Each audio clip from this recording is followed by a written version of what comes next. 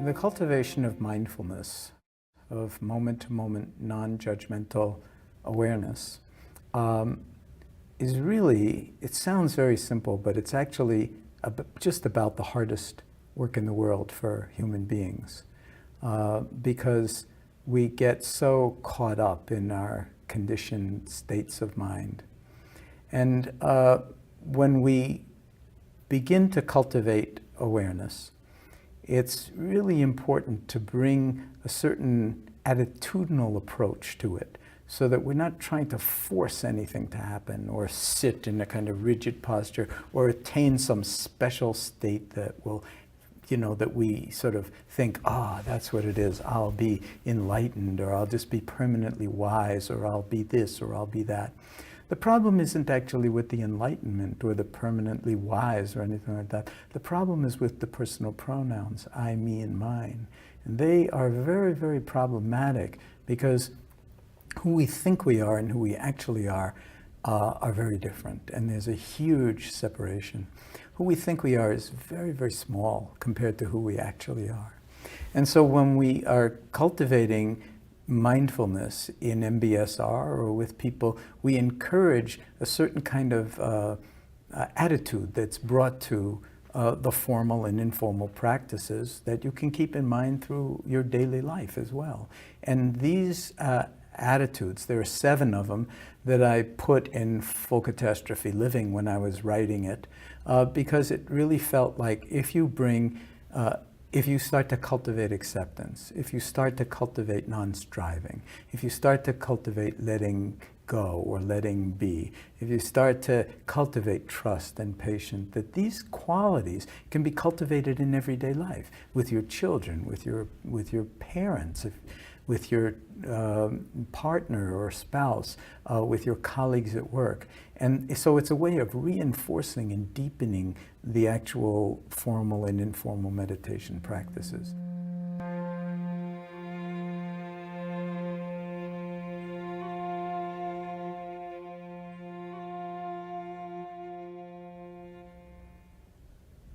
Beginner's mind is a lovely orientation to bring to the present moment. This moment is always fresh, always new. We've never been in this one before. And yet we bring so many ideas and attitudes and desires to every moment that we can't actually allow ourselves much of the time to see things as if for the first time. Imagine bringing awareness to your children with beginner's mind, so that you actually see them not through your lenses of ideas and opinions about your children, but fresh, the miracle of them, the amazing nature of them. So this is something that we could bring to any moment. It has the virtue of, sometimes we're so expert that our minds are just full of, our expertise, but it leaves us without any realm for novelty or new possibilities. In the mind of the expert, they say there are very few possibilities, but in the beginner's mind, there are infinite possibilities, because we come to it fresh. So it's a kind of a discipline to try to bring beginner's mind to every aspect of your life, and not be so stuck in our ideas and opinions about how much we like this or don't like that, or what the outcome of a particular situation might be. And when we come to things with this freshness, it actually, again, has tremendous transformative qualities associated with it. And when you bring it to other people, and you're open and spacious with them, and don't insist that they be the way they were half an hour ago or 2 years ago or whatever it is, they feel seen and recognized and met in a way that they might not otherwise experience. That benefits them, and it also benefits us.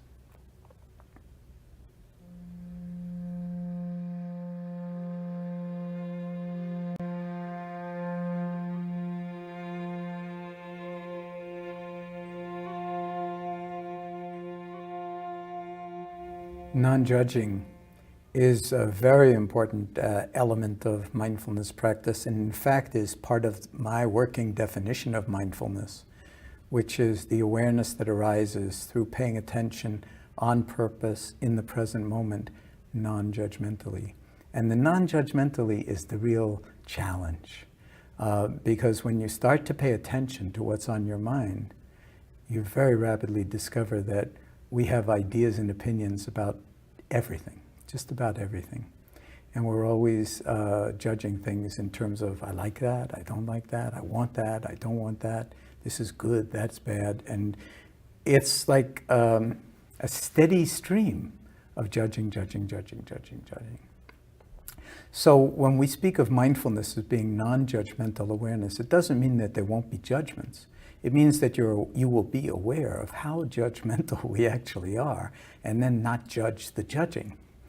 And when we relate to it in that kind of a way, then we begin to see that our judging is very often black and white. It's either this or that, good or bad, like, dislike, want, don't want. And we get imprisoned by that kind of view. But being non-judgmental doesn't mean that all of a sudden you get stupid and think, well, I'm not going to be judgmental, so I'll just walk out in the street in front of an oncoming truck. What difference does it make? No, it means that we will cultivate discernment. This is the capacity to see what's actually unfolding, but not to judge it, but to recognize it and to understand it in relationship to our experience. So when we speak about non-judgmental awareness, that's what we're talking about. We're talking about a very fine degree of discernment, of clarity, of wisdom, of understanding the interconnections between things, and at the same time, noticing the tendency to judge quite quickly, like, don't like, want, don't want, and to recognize that that actually creates a kind of veil or a filter in front of our eyes that doesn't allow us to see things as they are, but to only see them through the lenses of our own ideas and opinions and likes and dislikes, which is practically blinding to us. So this is a wonderful discipline, the cultivation of awareness of judging and the cultivation of being gently non-judgmental, or not judging the judging that we do discover in ourselves. And over days, weeks, months, and years, we can begin to actually find a way to navigate through our judging in such a way that it no longer dominates our lives in quite the same way. And we recognize when it comes up that it's actually, in some sense, toxic.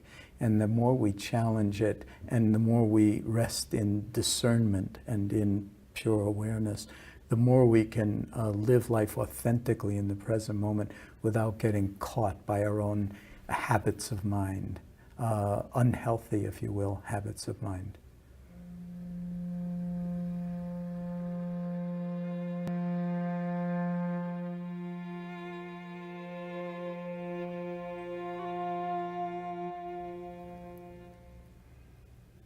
Acceptance is a very active process.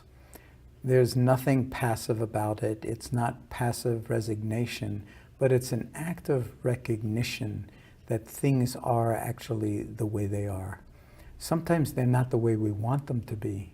So acceptance doesn't mean that we can't work to change the world or to change circumstances of one kind or another, but it means that unless we accept things as they are, we will try to force things to be as they are not, and that can create an enormous amount of difficulty.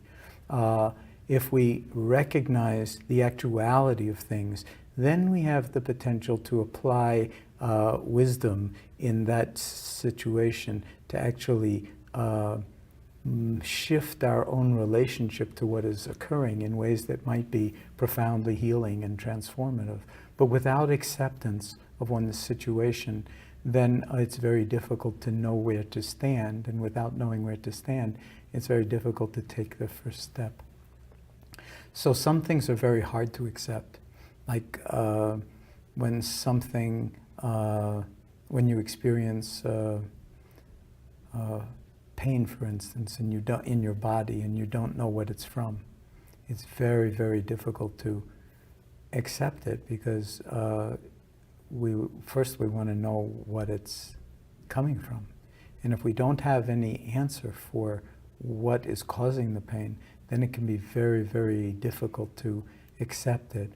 But what we find working with chronic pain patients is that before you can actually work with pain and suffering, you need to actually put out the welcome mat for it and accept it as it is, because whatever has been done medically that could be done has been done, and you're still living with a certain degree of pain. What our people with chronic pain who come to our clinic experience is that there's a lot of different ways to actually work with pain, but the first step is to actually put out the welcome mat for it, which is very hard to do when you're suffering, but it's actually a gateway into freedom from suffering. So that's one of the most powerful ways in which acceptance can be brought to bear on healing and transforming one's life, and is a very, very powerful factor, and is a very, very powerful attitude in the cultivation of mindfulness.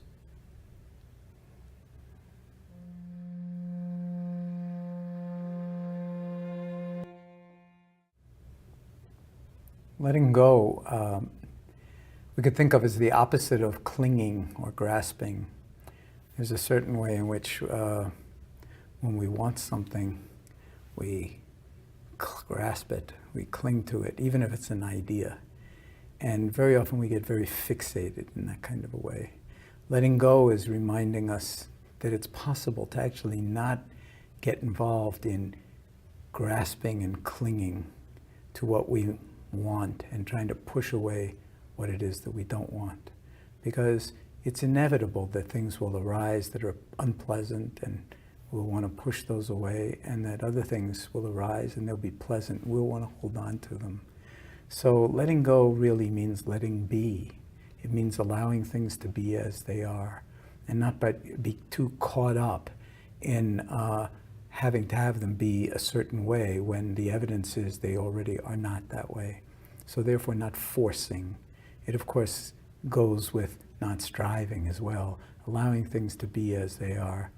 In India, they sometimes use a particular way of trapping monkeys, where they take a coconut and they cut a small hole in one end, and then they tie the coconut with a wire to the base of a tree.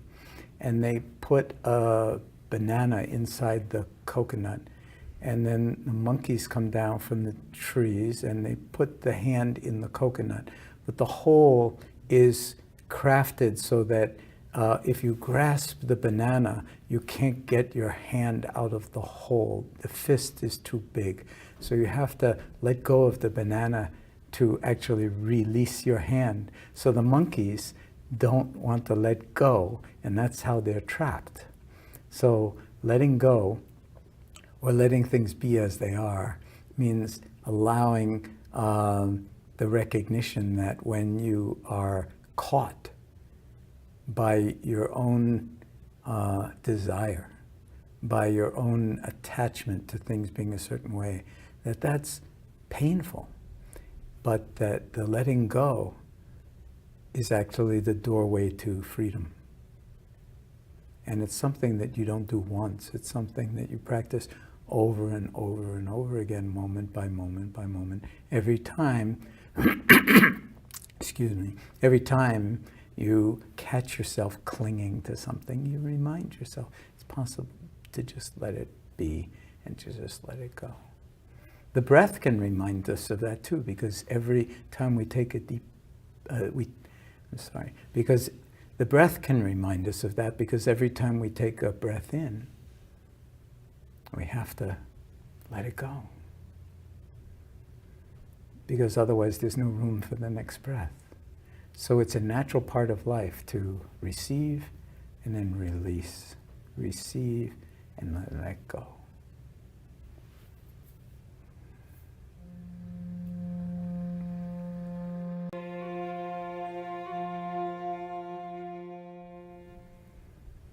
Trust is a wonderful attitude to cultivate because there are so many different aspects of our lives that we're kind of strangers to. And as we cultivate intimacy with ourselves, we also cultivate a deep sense of trustworthiness and trust. And a good place to start is with ourselves and with our body. So can we actually come to trust the natural wisdom of the body and how beautifully the body supports our life? We very often take it totally for granted until something untoward happens. But noticing that, you know, in general, we can trust that the breath will take care of itself. Luckily, because if we had to worry about the breath, we would die a long time ago.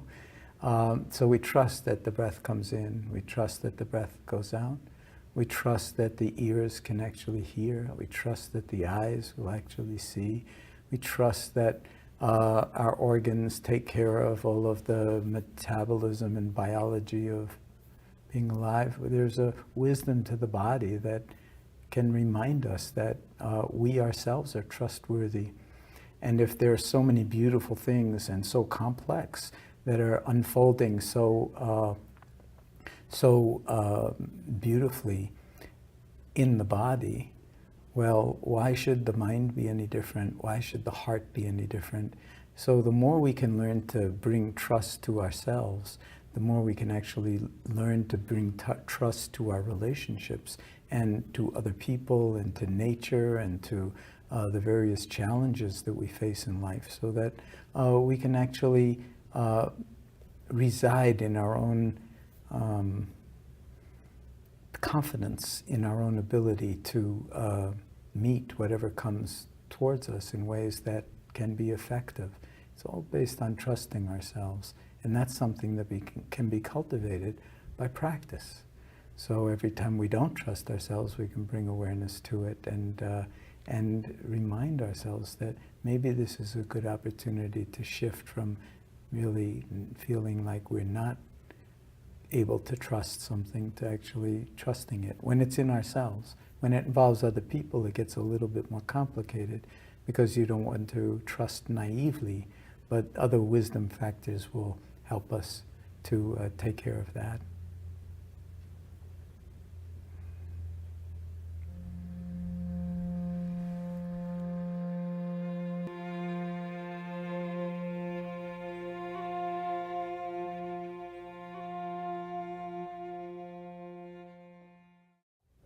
I don't know if you've noticed this, but a lot of times I find that I'm impatient to get to the next important thing happening, and so missing the present moment because of my impatience.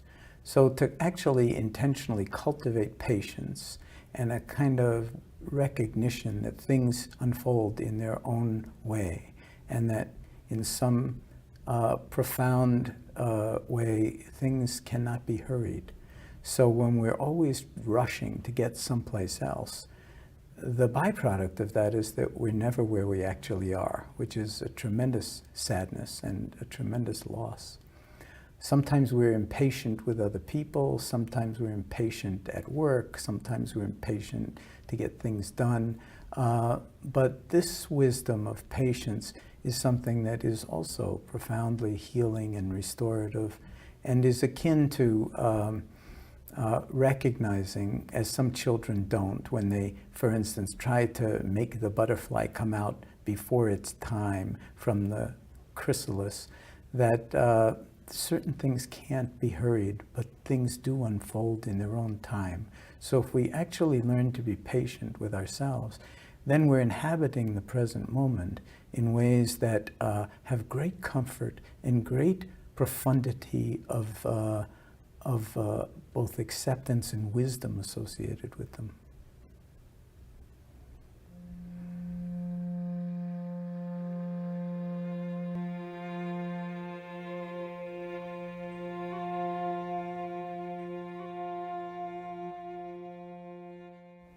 In the cultivation of meditative awareness or mindful awareness,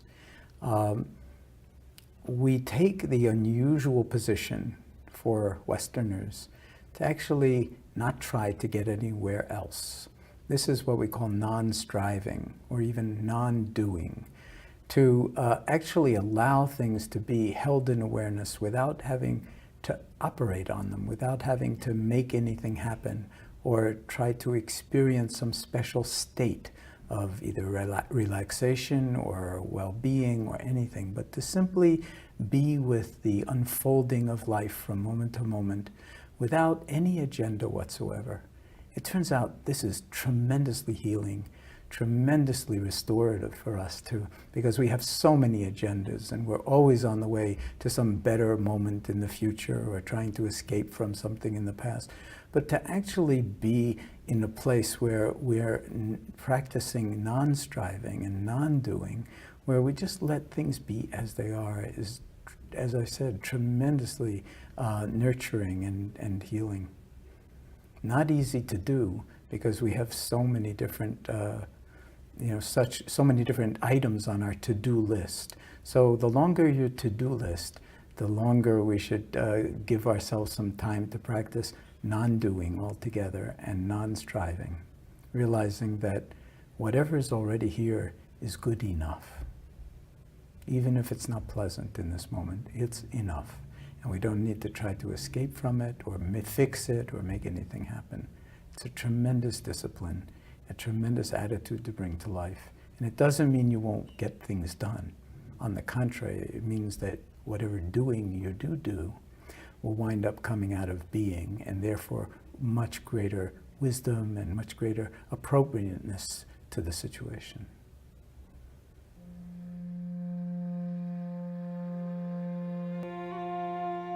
Now, people often ask me, well, why did you stop at 7? And I say, I don't know. I mean, I just stopped at 7, but I left out a few that I really probably am going to put in the next edition. And one of them would be gratitude. To bring gratitude to the present moment because, well, say, for one thing, just we're alive. We take that so much for granted. A little gratitude, wow. The body's working, I'm breathing in, I'm breathing out, my eyes work, my feet work, if, the liver is working, the kidneys are working. I mean, we take so much for granted. So in that sense, the 7 attitudes are a way to remind us of that, and gratitude really should be in that list. Another one would be generosity. A sense of how powerful it is when you give yourself over to life and that you give other people what would make them happy. Not for yourself, not so that you can pat yourself on the back and say, I am a generous person, but because it gives joy to others. It enhances interconnectedness. You demonstrate that you care and that you are actually giving some time and attention and thought to someone other than yourself. So both gratitude and generosity, I think, should be included in that list. I could go on, but I think that 9 would be enough. It's hard to keep more than 9 things in mind at any one time. And of course, they're all completely interconnected, so you don't have to actually remember any of it. If you are practicing non-striving, then everything else is embedded in that. Acceptance is embedded in acceptance is embedded in that. Generosity is embedded in that. Gratitude is embedded in that. Trust is embedded in that, and so forth. So any one of these attitudes is a door into all of them. And that's why they really are forming, in some sense, just different ways of understanding what mindfulness is really about. And I probably should say that in all Asian languages, the word for mind and the word for heart are the same word. So in English, when you hear the word mindfulness, if you're not hearing the word heartfulness, you're really not understanding it fully. And so those attitudes are really part of the heartfulness element of it. whether it's seeing things as they actually are, the most profound thing you can see is the interconnectedness of all things. As soon as you see that, then emotions like anger, for instance, are very different because, or fear for that matter, are really transformed in some way because of our interconnectedness. So it's a way of seeing other people as they really are and not necessarily seeing them as threats, and then being able to find some domain of commonality that comes out of the heart, that comes out of the head, that comes out of the body, that comes out of life as one completely integrated whole.